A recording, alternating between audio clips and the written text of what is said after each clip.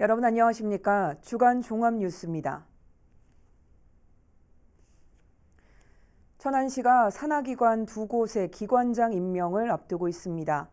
벌써부터 특정 인사의 이름이 오르내리고 있는데 해당 부서에선 내정설은 사실 무근이라는 입장입니다. 송용환 기자의 보도입니다. 오는 10월 출범을 앞둔 천안시 청소년재단. 최근 채용 공고를 내고 이달 30일까지 초대 대표이사 후보자를 공개 모집합니다. 지난달 시설관리공단에서 이름을 바꾼 천안도시공사도 현 사장의 임기 만료로 조만간 임원 추천위원회를 구성하고 다음 달 신임 사장 공모 절차에 들어가게 됩니다. 산하기관 두 곳의 기관장 임명을 앞두고 시청 내 외부에선 퇴직 공무원이나 현직 시장 선거 캠프에 참여했던 인사의 내정설이 돌고 있습니다. 앞서 민선 7기에서도 캠프 인사 임명과 내정설 탓에 시의회와 수차례 갈등을 빚었습니다. 이에 대해 야당인 더불어민주당 위원들은 또다시 보훈 인사 논란이 일지 않도록 전문성을 갖춘 외부 인사 영입이 필요하다고 말했습니다. 청소년 전문가로 활동하신 분 중에서 경력자를 모시는 게 좋을 것 같고요. 또 도시공사 같은 경우는 우리 도시계획 전문가를 외부에서 경력 있는 분을 모셔서 100만 도시로 나갈 수 있는 그러한 설계를 할 수 있는 그런 분이 적합하지 않은가. 한편 산하기관장 공모와 관련해 해당 부서들은 특정 인사가 유력하다는 이야기는 처음 듣는다며 내정설을 일축했습니다. BTV 뉴스 송용환입니다. 최근 서희초 교사 사망 사건을 계기로 교권보호 방안 마련이 화두가 되고 있는데요. 세종시에서는 교육단체와 학부모 시민단체가 힘을 모아 교육활동 보호조례 제정을 주민 발의로 추진하고 나서 귀추가 주목되고 있습니다. 김우순 기자의 보도입니다. 세종교원단체 총연합회가 지난달 24일부터 이달 1일까지 9일 동안 세종시 교원 892명을 대상으로 교육활동 침해나 민원 관련 실태 파악을 위한 설문조사를 진행했습니다. 그 결과 학생 지도 중 학생이나 학부모로부터 교육활동을 침해받은 경험이 있다고 답한 응답률이 94.5%에 달했습니다. 또 이로 인한 어려움으로 교사 4명 중 3명이 이직이나 사직을 고민한 적이 있다고 답했습니다. 타 도시에 비해서 젊은 도시였고 교원들 역시 젊은 교사들의 비율이 많은데 하지만 학부모님들은 젊은 교사들을 무시하는 듯한 이야기를 하시면서 힘들게 하는 경우들이 많이 있었습니다.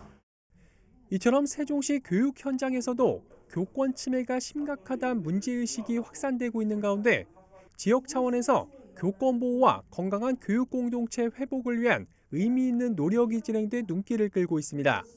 세종 전교조 등 5개 교육단체와 참교육 학부모회 등 8개 시민단체가 결합해 세종시 최초의 주민발의 조례 제정을 추진하기로 한 겁니다. 일명 세종시 교육활동 보호조례로 여기엔 학부모 민원 창구를 단일화하고 학교 내 갈등 조정 전문가를 지원하는 등의 내용이 담길 예정입니다. 주민 발의로 추진이 되고 있는데요. 이것은 이제 추진 과정에서 세종의 어떤 학교를 바라보는 이런 학부모들의 어떤 학생들의 이런 시선과 이런 문화를 바꾸는 데 의미가 있다라고 생각을 합니다. 이에 대해 최규진 세종교육감은 교육청 차원에서도 순수 민간운동으로 추진되고 있는 교권 보호조례 제정운동은 물론이고 교권 보호와 관련된 협력이 잘 이뤄질 수 있도록 지원하겠다는 입장을 전했습니다. 한편 세종교육활동 보호조례 주민발의 추진단은 이달 중 조례 초안을 확정하고 다음 달부터 조례 청구를 위한 서명운동을 벌여 오는 11월 세종시의회 정례회에 부의하는 것을 목표로 하고 있습니다. BTV 뉴스 김우순입니다. 아산시가 도입한 버스 정류장 쿨링포그 시스템이 반쪽짜리로 전락하고 있습니다. 무더위에 물안개 분사 기능이 작동되지 않고 있는 건데 시는 수리마저 포기했습니다. 보도에 김장석 기자입니다. 바람과 함께 물안개가 함께 나와 더위를 식혀주는 쿨링포그 시스템이 설치된 배방 환승센터 정류장. 시민이 작동 버튼을 눌렀더니 물안개는 나오지 않고 바람만 나옵니다. 바로 옆 정류장도 사정은 마찬가지. 스마트 쿨링 포그 시스템을 작동해봤습니다. 하지만 보시는 것처럼 송풍 이외에 물안개는 분사되지 않고 있습니다. 분사되는 물을 공급하는 급수 기능이 제대로 작동하지 않으면서 아예 포그 기능을 꺼둔 겁니다. 더위에 지친 시민들은 답답하기만 합니다. 이왕 해줬는데 그게 고장났으니까 우리네는 아쉽지. 현재 쿨링 포그 시스템이 설치된 정류장은 모두 5곳. 모두 급수 기능에 문제가 발생하면서 물안개 분사를 사용할 수 없는 상태입니다. 반쪽짜리 시스템으로 계속 운영되고 있지만 정작 관리를 맡고 있는 아산시는 수리를 포기했습니다. 시 관계자는 여러 차례 급수 기능 문제를 수리했음에도 같은 문제가 반복되고 있다며 수리 비용이 과다한 만큼 현재 송풍 기능을 유지하면서 대안을 찾겠다고 밝혔습니다. 무더위도 잡고 미세먼지도 잡겠다며 2019년 처음 도입한 정류장 쿨링 포그 시스템. 5년도 채 이용하지 못하고 반쪽짜리로 전락하며 철거 위기에 놓였습니다. BTV 뉴스 김장섭입니다. 아파트 건설 승인 조건인 공공시설을 짓지 않아도 지자체가 해당 부지를 무상으로 받을 수는 없다는 판결이 나왔습니다.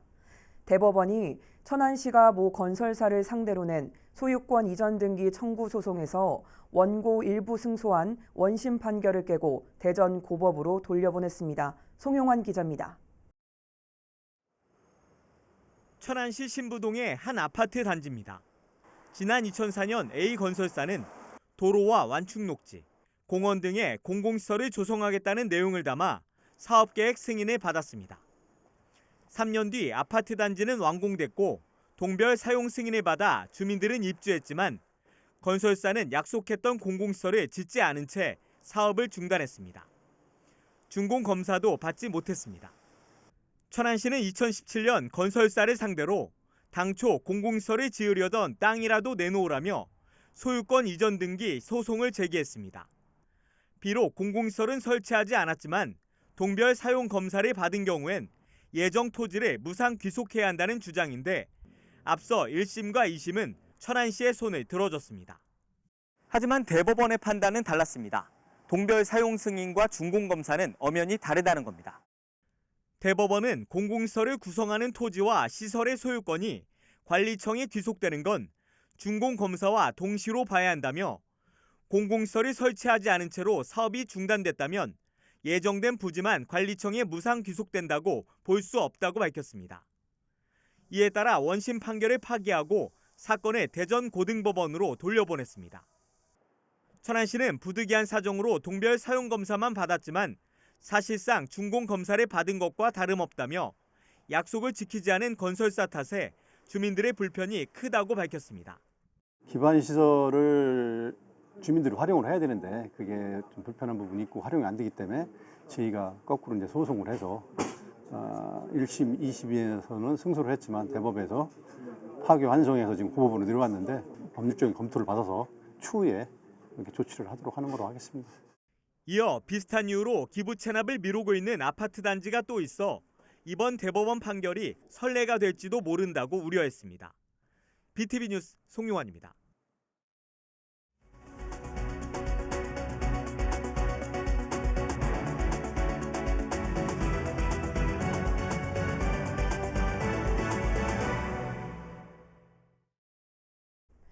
장마철 이후 고온이 지속되면서 비례 중인 홍명나방으로 인한 피해 면적이 늘어나고 있습니다. 아산 지역에서도 인주와 선장 등 해안가 지역을 중심으로 피해가 잇따르고 있는데요.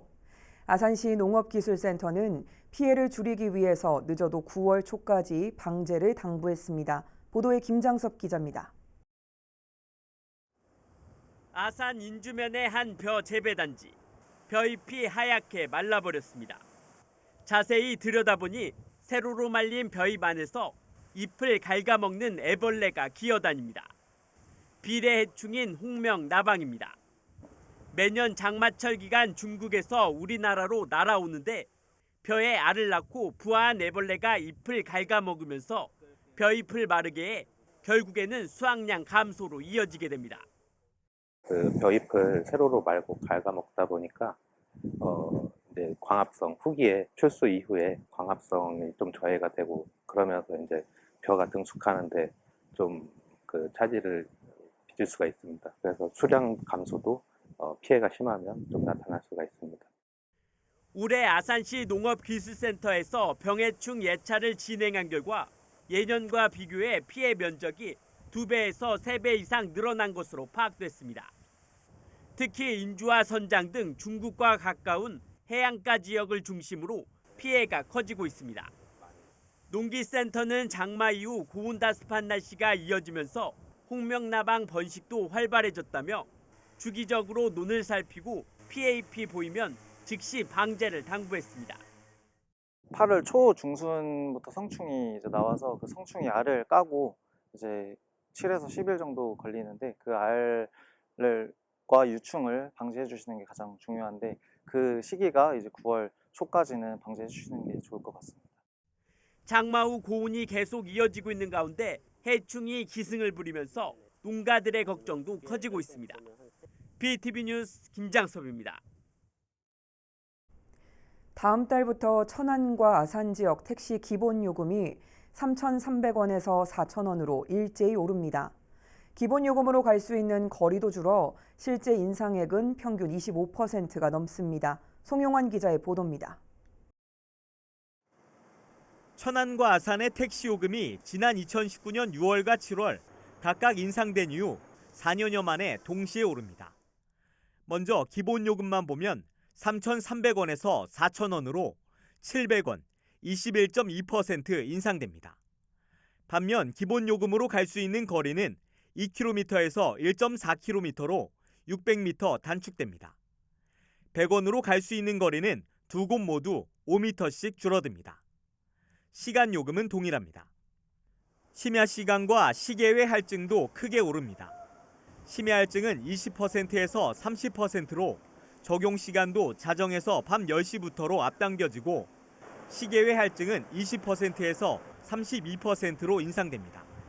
KTX 천안 아산역에서 천안으로 가는 승객은 지난 2019년부터 시계 외 할증을 적용하지 않고 있습니다. 버스와 함께 서민의 발인 택시 요금 인상 소식, 시민들에겐 부담일 수밖에 없습니다. 그래도 이게 대중교통을 이용할 수 없는 상황이면 택시를 타야 되는데 갑자기 가격이 오르면 많이 부담스럽긴 하겠죠. 이게 뭐 월급이 같이 오르는 것도 아니고 택시비만 오르는 거니까.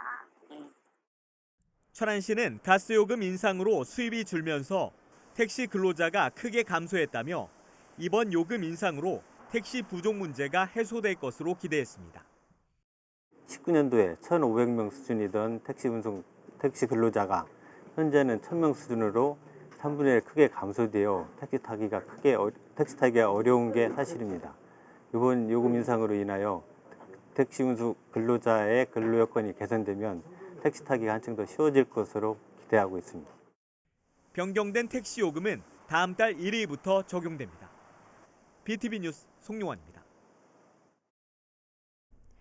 길을 지나다 보면 여기저기 내걸린 현수막 참 많이 보게 되죠. 문제는 제 역할을 다한 현수막을 수거해 소각하면 많은 양의 탄소 배출은 물론 비용도 발생한다는 건데요. 이 때문에 친환경 현수막으로의 전환이 필요하다는 주장이 제기되고 있습니다. 강현준 기자의 보도입니다. 천안시 업성동에 있는 폐현수막 수거장. 버려진 현수막 더미가 겹겹이 쌓여 있습니다. 문제는 플라스틱 합성 소재인 현수막이 재활용되기보다 대부분 소각되면서 환경오염을 야기하고 있다는 겁니다. 실제 지난해 천안에서만 수거된 폐현수막은 약 200톤, 이 가운데 절반이 넘는 130여 톤이 소각됐습니다. 발생한 온실가스는 무려 1,645톤에 달합니다. 30년 된 소나무 1,000그루가 138년간 흡수해야 하는 양입니다. 현수막 같은 경우에는 물론 30% 정도는 재활용을 하기도 하지만 재활용한 후에 2차 폐기 문제가 발생이 되고요. 소각 같은 걸 하게 되면은 실질적으로 거기서 환경오염원인 다이옥신이라든가 아니면은 내분비계 교란 물질인 환경호르몬 이런 것들이 많이 발생이 됩니다. 폐기 비용도 만만치 않습니다. 천안시는 연간 5천여만 원의 예산을 사용하고 있고 온실가스 배출에 따른 탄소 배출권 비용 부담도 커지고 있습니다. 유해 물질이 없는 친환경 소재로 현수막을 만들어야 한다는 목소리가 나오는 이유입니다. 이미 경기도 파주와 김포시 등 일부 지자체에서는 공공 현수막을 친환경 소재로 사용하고 있는 상황. 천안시 의회에서도 친환경 현수막 사용을 제한하고 나섰습니다. 우리 5개 광고 협회에서 운영하는 그 현수막 지정 게시대가 그중에 가장 잘 보이는 뭐 1, 2, 3단 정도를 그 친환경 현수막 전용 게시대로 운영을 한다고 하면은 좀 더 실효성 있는 정책으로 다가가지 않을까 이렇게 생각이 들고, 또 시민들 입장에서도 그 탄소 중립 실천이라는 그 인식 변환에 큰 도움이 될 것 같다 이렇게 생각이 듭니다. 다만 친환경 현수막이 실효성을 거두기 위해서는 공공은 물론 민간에서도 동참할 수 있도록 제도적인 뒷받침이 필요해 보입니다. BTV 뉴스 강현진입니다. 아산 여성 커뮤니티 센터 나온이 이르면 오는 10월 말 정식 개관될 예정입니다. 돌봄 공간과 공유 오피스는 물론 취창업 지원까지 여성 활동의 플랫폼이 될 것으로 기대됩니다. 보도에 김장섭 기자입니다. 아산 여성 친화형 도시재생 뉴딜 사업의 핵심 건물인 여성 커뮤니티 센터 나온입니다. 여성들이 서로의 경험을 공유하고 성장과 자립을 위한 거점 공간으로 돌봄 공간과 열린 카페, 공유 주방, 공유 오피스 등이 들어설 예정입니다. 지난해 12월 준공된 데 이어 현재 인테리어 공사가 한창 진행 중으로 시는 수탁기관에 호서대학교 산학협력단을 선정하고 지난 11일 협약식을 맺었습니다. 양성평등거리의 랜드마크가 될 여성 커뮤니티 센터는 이르면 10월 말, 늦어도 올해 안에는 정식 개관될 예정입니다. 시는 현재 관내에 여성회관이나 여성들의 활동을 지원하는 기관이 부족한 만큼 여성 커뮤니티 센터 나온이 정식 개관되면 여성 취창업 지원 등 여성 활동의 플랫폼 역할을 할 것으로 기대하고 있습니다. 여성 인력개발센터 이런 게 없거든요. 그 취창업 관련돼 가지고 프로그램을 운영하는 게 가장 크거든요. 거기서 더 여성들이 좀 취업하는데 맞지 않을까 그렇게 생각은 하고 있어요. 여성 역량 강화와 양성평등 문화 확산을 위한 여성 커뮤니티 센터 나온. 이제 정식 개관을 눈앞에 두면서 기대감도 커지고 있습니다. BTV 뉴스 김장섭입니다.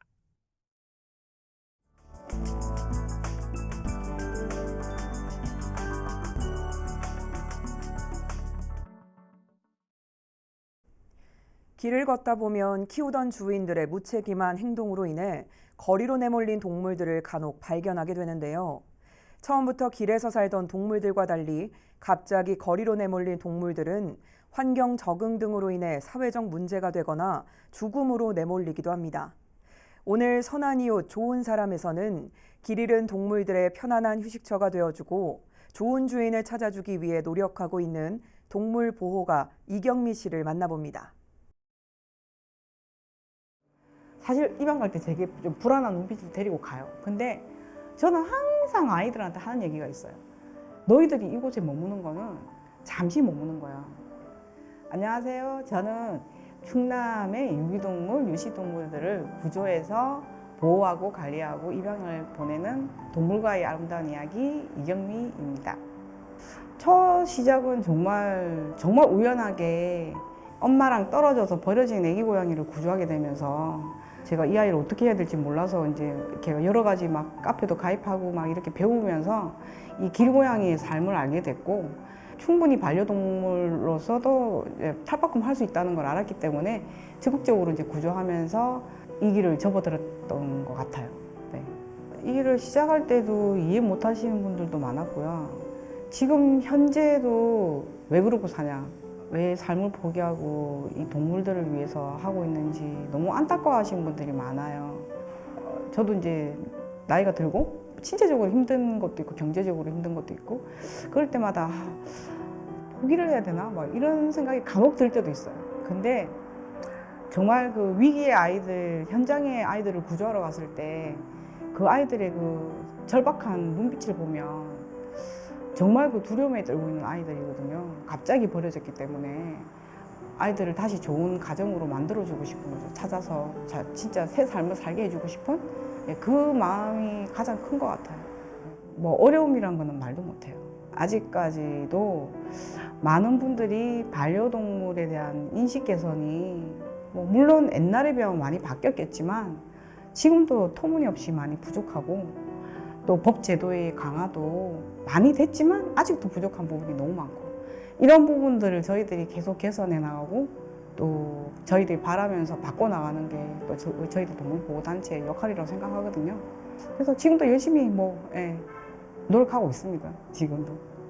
이번에 제가 사실 저번 주에 생일이었는데 정말 많은 입양자분들이 연락이 오셨어요. 10년 전에 입양 갔던, 5년 전에 입양 갔던, 7년 전에 입양 갔던 그 많은 입양자들이 이렇게 잘 지내고 있어요. 라고 정말 소장님 아이를 만나게 해주셔서 너무 고맙습니다. 감사합니다. 그 말 한마디가 정말 저한테는 어떠한 선물보다도 비교가 안 되는 그런 선물인 것 같아요. 그런 원동력으로 제가 이 일을 하고 버티고 있는 것 같아요. 구조할 당시에 나에 대한 각인이 큰 아이들이 있어요. 아, 이 엄마가 세상에 최고야 라고 생각하는 아이들은 밥도 좀 잘 안 먹고 약간 우울한 눈빛도 있고 사실 그때 며칠 만에 사진 올 때는 눈빛을 보면 아니까 아이가 지금 불안하구나. 아, 내가 입양을 왔고 이 가족이 내가 새 가족이고 나는 이제 여기서 행복하게 살아야 돼. 이거를 알고 나면 아이들 표정이 어느 순간에 너무 행복하게 바뀌어요. 근데 이제 한 번씩 그런 분들이 소장님 우리 애기 보고 싶어 하실 것 같아서 데리고 왔어요 하고 애를 데리고 오잖아요. 그 아이들이 오면 나를 보고 눈을 안 마주쳐요. 여기 놔두고 갈까 봐. 내가 이렇게 안으려고 그러면 이빨 들으면서 르렁거리는 애도 있어요. 그러면 서운하죠. 내가 너를 얼마나 잘 했는데 너가 나를 이렇게 하다니. 이렇게 하지만 아휴 그래 그 집 개 다 됐네. 그 집 고양이 다 됐네. 서운함은 그때뿐이에요. 또 왜냐면 또 그 아이 자리를 메꿔줄 또 다른 아이들이 계속 구조가 되니까. 저는 그게 그냥 제 숙명이라고 생각해요. 갑자기 연락 와요. 아, 제가 이사 가게 됐는데 반려동물을 키울 수가 없어요. 그래서 못 키울 것 같아요. 라고 연락이 오는 경우가 있어요. 그게 제일 가장 파양의 큰 이유예요. 근데 그게 제일 화가 나요, 사실은. 왜냐면 주거는 얼마든지 내가 고를 수 있는 곳이잖아요. 내가 마음만 먹으면 충분히 반려동물 사육을 할 수 있는 곳으로 갈 수 있거든요. 근데 그거는 그냥 핑계라고 저는 생각하는 거예요. 내 인생에 하나의 가족을 맞이하는 거잖아요. 양육 계획이라는 게 있었으면 좋겠어요. 정말 이 아이를 내가 마지막까지 무지개 다리 건널 때까지 키울 수 있을까? 그런 생각을 충분히 해보시고 경제적인 조건부터 그 아이를 키우는 환경까지 다 고려해서 결정하셨으면 좋겠고 주거 환경이 불안정한 분들 그런 분들은 사실 좀 반려동물을 키우시는 부분에 대해서는 좀 심사숙고를 하셔서 결정을 하셔야 될 것 같아요. 아이들을 위해서라도. 처음 발견된 고양이가 여기고 또 그때는 천안 또 동물 쪽이 너무 열악했고 거기서 제가 제 주어진 역할에서 열심히 그냥 동물보호 활동을 했던 게 이 천안이 주어지다 보니 사실 저는 천안을 사랑하니까요. 딴 거보다. 네. 삶? 제 삶? 지금 현재 이런 게 다 제 삶인 것 같아요.